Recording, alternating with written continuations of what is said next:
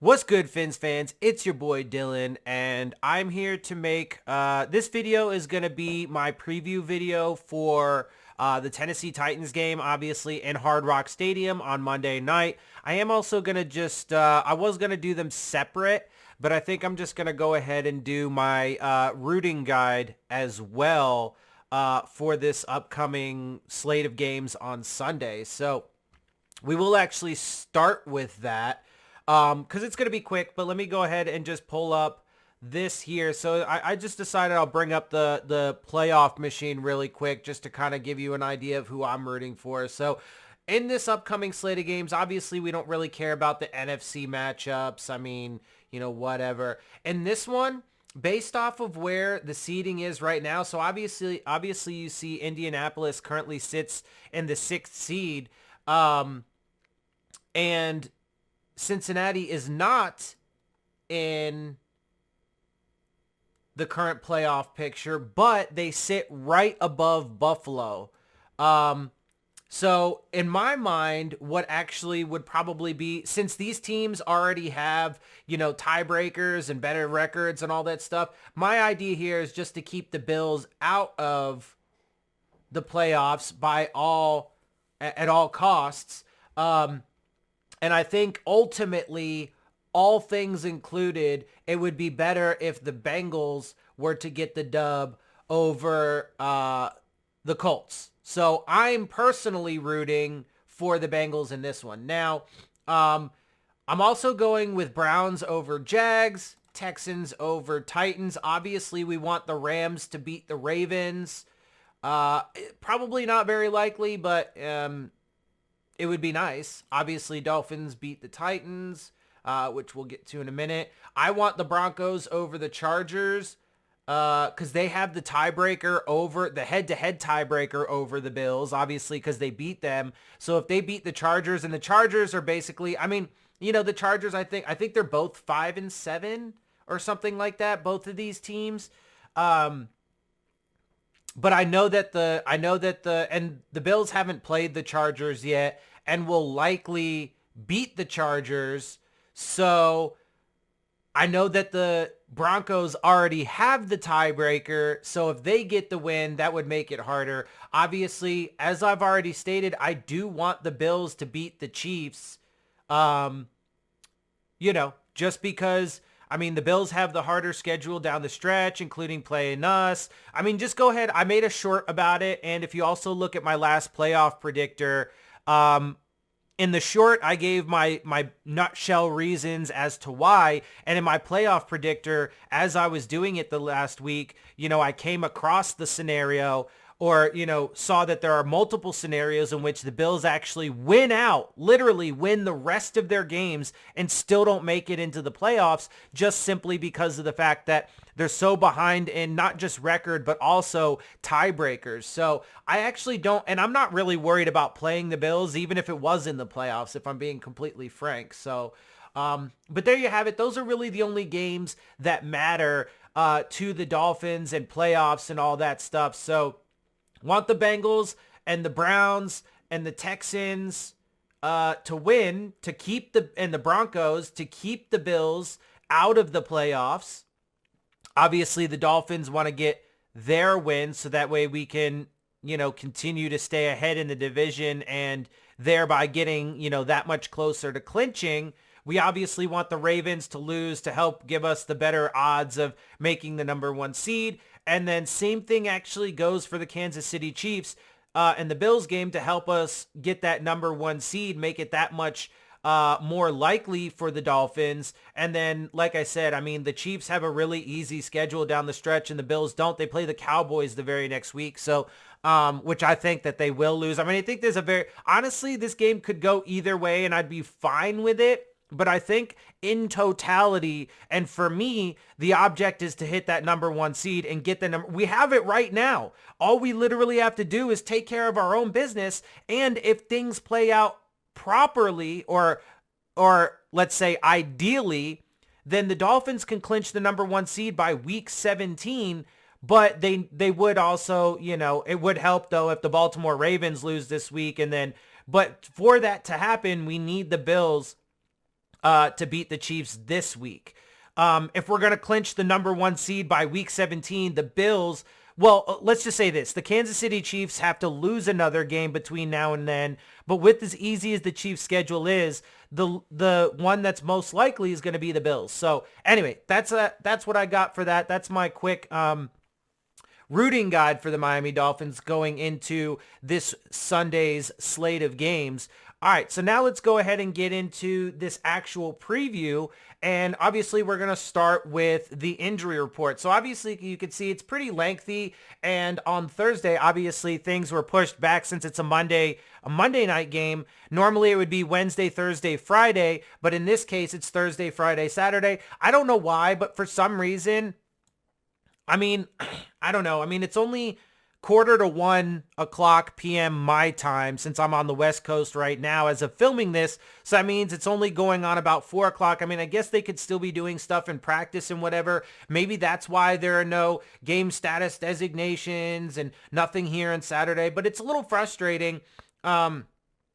It makes me in my head want to wait until the day after. So normally it would be Saturday, and I guess in this case Sunday, the day after practices are all done, so that way I can have the full injury report here. But whatever. I mean, I watch a lot of shows and read stuff, on Twitter and on Bleacher Report and various articles. So I kind of have a decent idea of who is and who isn't going to be playing and stuff. And, the rest of the practice time and stuff kind of gives you an idea as well. But anyway, so lengthy, and a number of players did not participate Thursday, as you can see, but then that most of them, besides 2 of them, got back on the field Thursday or Friday in a limited capacity or full capacity for most everybody. So let's get into this, though. There was some news of the day with Jerome Baker actually being put on the injured reserve.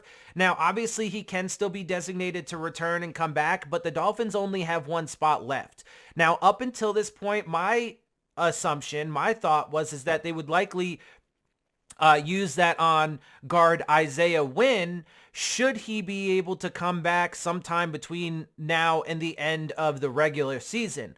But with Jerome Baker going on IR, obviously that means Duke Riley's going to have to step in. They also did sign Calvin Munson, who the Dolphins are familiar with, off the New England practice squad. So he's been signed to the 53. I think he's been signed to the 53. I think you have to sign him to the 53. But anyway, so either Jerome Baker or Isaiah Wynn will likely be that last designation, and I would assume that they will use it at some point within the next few weeks on one of those guys, just kind of depending on how things play out. I'm guessing they probably are, will hold it for a couple weeks just to see if, but you have to use it before the season ends. You can't use it. I'm pretty sure you're not allowed to use it after the regular season ends. I'm pretty sure it's just designated to return in the regular season. So at some point, there will be a point where there's no point in holding on to that return designation, and you might as well just use it on someone. So there's that. But obviously, Baker is not going to be playing in this game. God damn it. We also know that Robert Hunt has already been ruled out with his re-aggravated hamstring. So, Eichenberg's going to be in there, and probably Lester Cotton. Now, Robert Jones, as you can see, was a full participant in this week's practices and has been trending back towards it. So hopefully Robert Jones can get back in the mix as well. Armstead's looking like he's going to be okay. I think he's going to play, but Kendall Lamb, if Armstead doesn't play, I got reports and stuff that Kendall Lamb seems to be all right, even though he didn't participate Thursday and was limited Friday. But, obviously a lot of this has to do with the fact that Mike McDaniel, I think this season has been absolutely brilliant with injury management, because I mean, honestly, if you aside from Jalen Phillips, we really haven't had any season-ending injuries. And if you think about it, any number of these injuries that these players have could become season-ending if, they would have pushed through things in play. Now, obviously, a lot of these guys have, but I think Mike McDaniel has been brilliant in his management of these players. But anyway, obviously, Tyreek, Holland, Mostert, Smythe. Wilkins popped up, though, with a groin injury, so that is a little bit concerning, but he was a limited participant, so I'm not overly concerned about it. We'll obviously just have to monitor that going forward. But anyway, obviously, guys are looking relatively healthy, and this team is looking relatively healthy. I mean, look, at the end of the day, it's football. It's violent. It's aggressive. It's a very, physical sport, and obviously full contact sport. So, guys are going to be banged up, and it just is what it is. But you got to applaud Mike McDaniel and this entire staff at managing these injuries. All right, let's go ahead and jump over to the Titans side of things. So as of Friday, you still see that all the guys that did not participate on Thursday did not participate on Friday. Now, we don't have their Saturday designations, and I unfortunately, I can't say for certain about all these guys because I don't have information, especially without having the rest of this filled out. But I do know Jeffrey Simmons is not playing, which is huge for the Dolphins. But as this stands, I mean, the Saturday designation and the game status designations would be important, but considering the fact that all of these players did not participate in either Thursday or Friday, I would say that it's more likely than not. Now, again, Jeffrey Simmons has already been ruled out, but Christian Fulton, Joe Jones, Ryan Stonehouse, their punter, actually, I think I may have heard something that he's been ruled out too, maybe? I don't know. Anyway, and then Josh Wiley, tight end, I would say it's less likely that they play than not. I mean, less likely that they play, more likely that they will not play. Anyway, and then you have, and then everybody else, though, the rest of this list I would expect to be there. You have Danico Autry, Aaron Brewer, Luke Gifford, Derrick Henry, DeAndre Hopkins, TK McClendon, Terrell Edmonds, Will Levis, Trevon Wesco, and Daniel Brunskill. So, obviously, like I said, it's just the NFL season. This is how it goes, and guys are going to be banged up. So obviously just knock on wood or whatever, superstition or faith-based, thing that prayers, wishes, hopes, all of that stuff, send it, all these guys' way. I mean, Titans and everybody in the league, because you never want to see guys get hurt and all that good stuff. So anyway, there's your injury report. Let's go ahead and now pop over to the statistics, take a quick look at that, and then obviously I'll give my personal points of view on this game and how I think it should play out with a score at the very end. So let's see. Obviously, Dolphins. I mean, it's, I don't need to say much about this because obviously, one, you can see it for yourself, but also, two, because it's kind of the same thing. Obviously, the Dolphins are ranked at the top of the league offensively. I love to see this, though. Our third down conversion percentage, particularly after the last game or two, has skyrocketed and gone up to 8th overall in the league, which you love to see. You love to see, especially down the stretch. Obviously, it wasn't very good. And obviously, though, a couple percentage points can, change drastically your positioning. But anyway, the offense for the Titans, obviously, they're 4-7 or some shit like that. They're not a particularly great team. They've had their struggles. They've had plenty of injuries and so on and so forth this year as well. Just a lot of, things going on in Tennessee. They've definitely had their struggles. So as you can see, their rankings here, 21st in opponent points per... Oh, no, wait, I'm sorry. This is the Miami's overall rankings. I'm not on Tennessee yet. But anyway, but these numbers have been going steadily up pretty much all season. These are the overall statistics for Miami's defense. And then, our rushing statistics, still in the tops of the league there offensively. And we're creeping up. It looks like pretty much every single, except for opponents rushing touchdowns per game, we're in the top 10. So defensively, and those statistics continue to rise. Obviously, since week 8, we've been I think we're still the number 1 or maybe number 2 defense in the entire league. Passing statistics, overall, obviously this offense is damn good. And I do think that they will get back to clicking like they were early on in the season and like they did, let's say last game going down the stretch. And then our overall defensive passing statistics, kicking statistics, turnover statistics, penalties, and time of possession. Obviously not really, a lot to discuss with all this stuff. I mean, I don't know. Like, it's funny because when I do this, it's like I want to have this stuff in there so you guys can see it, right? So you guys can have all this information, but it's like I find it funny like within my own head because I have a hard time determining on whether or not I should actually talk about all this stuff. But anyway, here we go. Moving on to the Tennessee Titans. Their overall offensive statistics, as you can see, I mean, 25th, 27th, 23rd, 21st, 30th, 12th. They're pretty good at, middle of the pack at fourth down conversions. 30th in red zone scoring, 26th in touchdowns a game. So obviously lots of offensive struggles there in the bottom half of the league and in damn near every statistic. Defensively, they are better. They are about middle of the pack here. So you can see 16th, 17th, 16th, 17th, 16th, 31st, second. So they're second in the league in opponent red zone scoring as far as the defense goes. So that's interesting. Obviously, the Dolphins are, tops of the league. Let's see, just real quick. Let me just pop back there. What is our 75 exactly? So we did get back up to 75% exactly red zone scoring. So that's interesting. And that'll be a matchup to look at. Although I'm not really concerned about it because this Dolphins team is just brilliant. Plus, obviously, we're playing at home. So, the statistics for this Dolphins team are a lot better at home than they are on the road.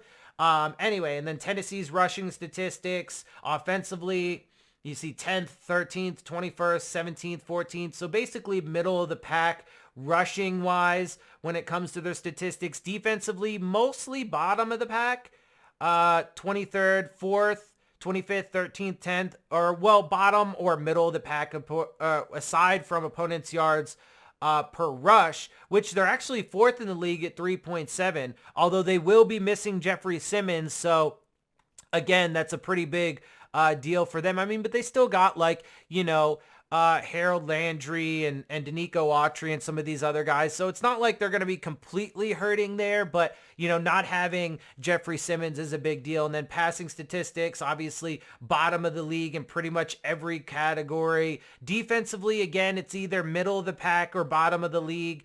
And that's really going to be the thing. They're definitely better at run defense than they are at pass defense. So while the Dolphins, I mean, I'll get into matchups and stuff here in a minute, but while the Dolphins obviously need to stay balanced and be able to run, especially in short yardage and at the end of the game, 4-minute offense and that sort of stuff, in the pass game is really where they're going to probably have the most success overall, at least if you go by the statistics here. But anyway, so kicking, turnover, penalty, and time of possession statistics for the Tennessee Titans as well.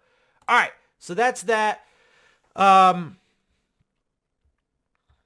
that's that. Now, what I will say about this game is obviously, so I mean, there's a couple things. I mean, obviously it's a home game for the Dolphins. The Dolphins have 4 out of their last 5 games at home, which I think is awesome. And just another one of those things, or one of those ways in which that everything is just lining up for the Dolphins to do what they need to do. And that's part of why I'm like, bro, first of all, we haven't been in this situation in a long ass time. Don't rest on your laurels. Don't fucking be aggressive, down the stretch and really try and get this number 1 seed, man. Capture that shit. But anyway, we're at home for this game. It's not a very good team overall. They have their struggles up and down, the roster, injuries, various things. So, and the Dolphins, obviously, one of the biggest narratives is that we destroy good teams. So, look, at the end of the day, I expect that to be the case. I mean, I would expect that, like I said, the Dolphins, I think Mike McDaniel has really been learning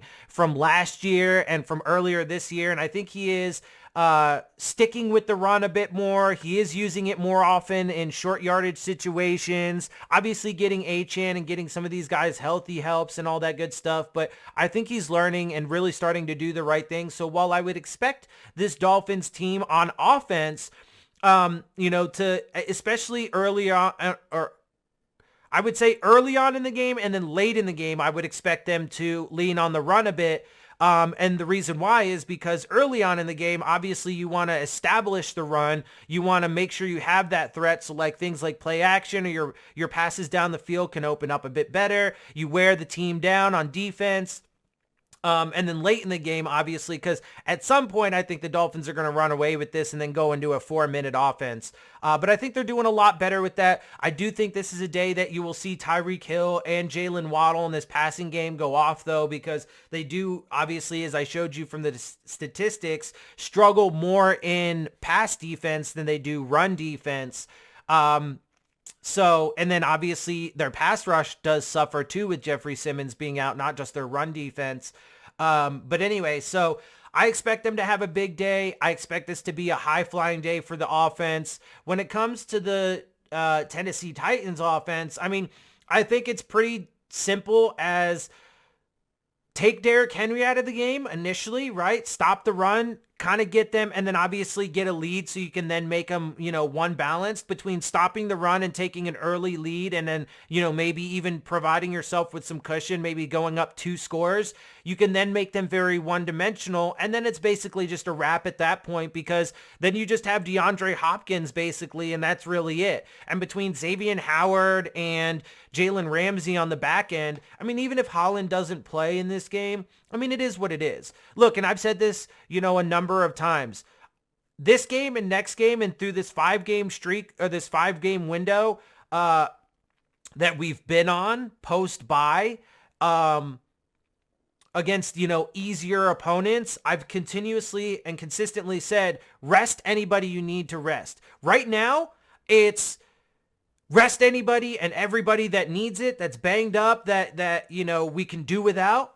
When it comes to the Dallas game and for those last 3, or at least the Dallas and Baltimore game, it kind of depends on how things shape up. Everybody that can play needs to play, right? So it switches. Now, the reason why I say maybe not Baltimore or maybe not Buffalo at the end of the season is because it depends. If we happen to wrap up the number 1 seed by week 17, should everything play out like I've talked about, then I would say use it like it's a preseason game. Play the starters for the first quarter or maybe a half.